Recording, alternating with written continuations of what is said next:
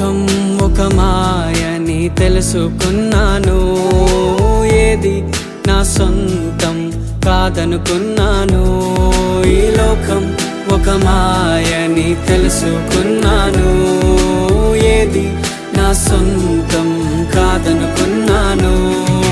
తప్పిపోయిన కుమారుని నేనైతే, నా కొరకై నిరీక్షించే తండ్రి నా యేసు. తప్పిపోయిన కుమారుని నేనైతే, నా కొరకై నిరీక్షించే తండ్రి నా యేసు. ఈ లోకం